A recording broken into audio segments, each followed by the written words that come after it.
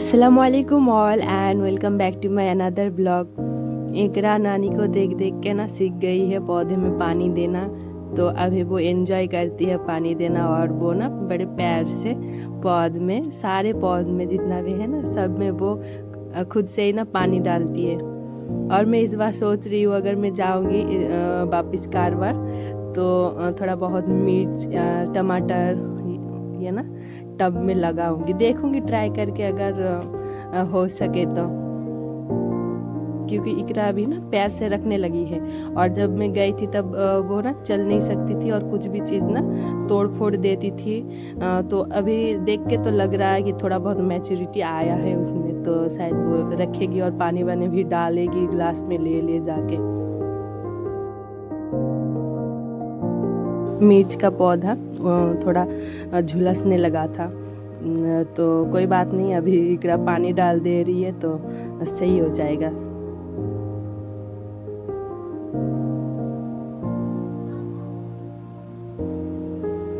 और टब में ना थोड़ा बहुत घास फूस भी आ गया था, तो उसको ना मम्मी उखाड़ के फेंक रही थी।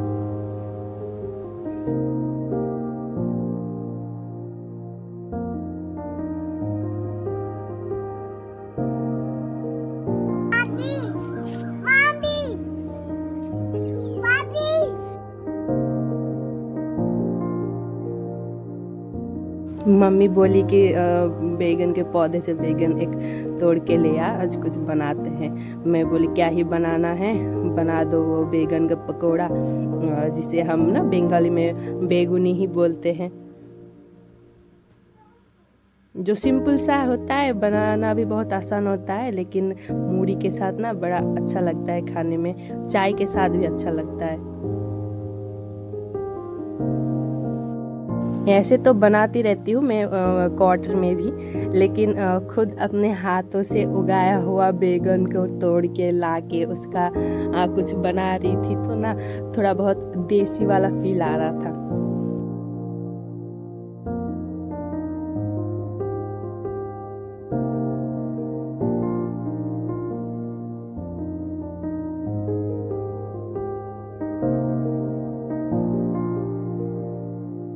और ये हमारा ब्रेकफास्ट था।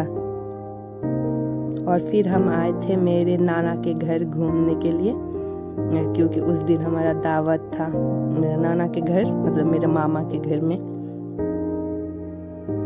और ये है मेरे नानी, और मेरे मासी और मौसा भी थे, लेकिन वो लोग घर जा रहे थे। और इकरा बाई करने के लिए गई थी तो उसको 300 रुपये मिल गया एक बाई का। इकरा का हर जगह पे कंफर्ट का पूरा इंतजाम हो रखा है, यहाँ भी।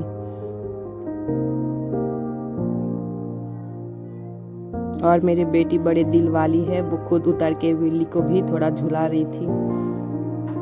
और एक खजूर है, गांव का पेड़ का है, किसी ने दे के गए थे। और ये है मेरे मामा के घर। एक घर ना पूरा क्ले का बना हुआ है, मतलब मट्टी का, लेकिन देख के लगेगा नहीं कि ये मट्टी का बना हुआ है, क्योंकि ये ना इस तरह से प्लास्टर और कलर वाला डाला हुआ है ना, देख के पता ही नहीं पड़ेगा कि ये मट्टी का बना हुआ है। और ये है मेरे मामी का डाइनिंग एरिया, और इसका ठीक सामने बनाया गया है जुगाड़ लगा के ऐसे छोटा सा किचन। और ये ऐसे टाइल्स वाइल्स बिठा के इस तरह से बनाया गया है ना, बाथरूम को देख के पता ही नहीं लगेगा कि ये मिट्टी का बना हुआ है अंदर से। और सिर्फ यही तक सीमित नहीं है, इसका ये था ग्राउंड फ्लोर, इसके ऊपर फर्स्ट फ्लोर भी है। और पता नहीं मामी क्यों सीढ़ी में सारा मेरे मामा का जीन्स ऐसे फैला के रखी है ताकि शायद धूल ना लगे पैरों में। और ये देखिए ना, अंदर से ऐसे मिट्टी का है और ऊपर से ऐसे कारपेट बिठा के ऐसे एक जुगाड़ लगाया गया है कि देखने में पता ही नहीं लगेगा कि ये मिट्टी का बना हुआ है। और एक भारी भरकम ऐसे बेड भी रखा हुआ है, और सिर्फ बेड नहीं, ऐसे अलमीरा, और 2 बेडरूम है और दोनों बेडरूम में ही ऐसे बेड रखा गया है। लेकिन कुछ फ़र्क नहीं पड़ेगा। लेकिन कोई कोई ना डरता है कि मट्टी के ऐसे छत पे कैसे इतना सब सामान रख लेते हैं। और इसका ना 3rd फ्लोर भी है। मैं गई नहीं थी ऊपर तक क्योंकि गर्मी बहुत था। और ये है मेरा नाना का छोटा सा घर का बगीचा। और ये ना नींबू का पेड़, मैं ना नाना के घर में ही पली बड़ी हूँ बचपन से ही। और मैं हर वक्त देखती थी कि ना कुछ हो या ना हो घर पे, लेकिन एक नींबू का पौधा मैंडेटरी है मेरे नाना के घर में। ये है गाय का चारा। चारा को यहाँ पे काट के गाय को दिया जाता है और हमें मिलता है कैल्शियम से भरा दूध। और इकरा के मौसी यहाँ पानी भरने में लगी हुई है कि क्योंकि हम लोग आज प्लान किए थे कि यहाँ पे ही हम नहाएंगे। और इकरा इतना खुश हो गई थी क्योंकि उसको जो सब चीज़ चाहिए है ना, उसे ना यहाँ सब कुछ मिल गया था, सब कुछ। तो मैं जब घर लेकर आ रही थी ना, वो इतना रो रही थी, वो छोड़ने को राजी नहीं हो रही थी दोनों मासी को, इतना पहचान ली है।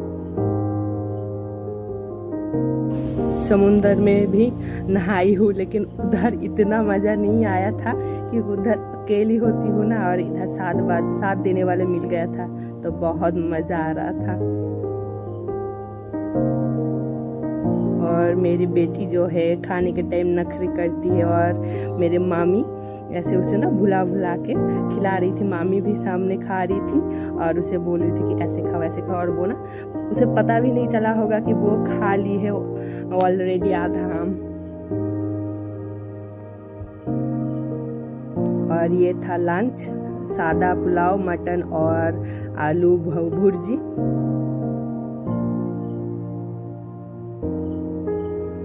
इकरा का कोक खाने का जो स्टाइल है वो कैजुअल था।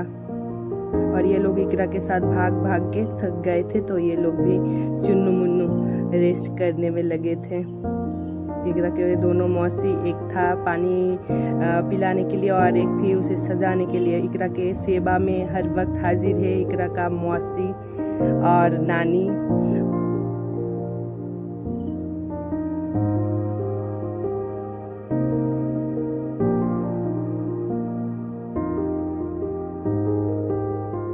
इकरा यहाँ का भी दुकान पहचान ली है, तो वो ना अपने मौसी को लेकर जाके कुछ ना कुछ खरीद के लेकर आ जाती है। और दुनिया में मैं सब कुछ बदलते हुए देखी हूँ, लेकिन ये जो चटनी है इसका प्राइस में आज भी देखती हूँ कि सेम है। मैं जब छोटी थी तब भी जो प्राइस हो रखा था आज भी वैसा ही प्राइस है और टेस्ट भी सेम था।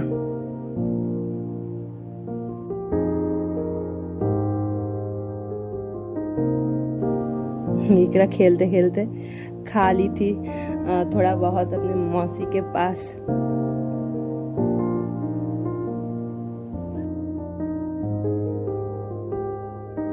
सुबह के टाइम तो वो डाल के गई थी, फिर शाम को हम आ गए थे घर और वापिस से वो गई थी नानी के साथ पौधे में पानी डालने के लिए। मुझे ना बहुत मज़ा आता है उसे देखने में, इतना क्यूट लगती है ना। खुद की बेटी है लेकिन मैं खुद ही बोल रही हूँ, वो उसे ना ऐसे काम करते हुए देखती हूँ तो इतना मज़ा आता है। छोटे छोटे हाथों से ऐसे पौधे में पानी डालती है और वो ना एंजॉय करती है। अगर हम बोलते हैं कि मत दे छीनेंगे ना, वो रो पड़ती है, तो हम भी बोलते हैं कि चल करने ही देते हैं।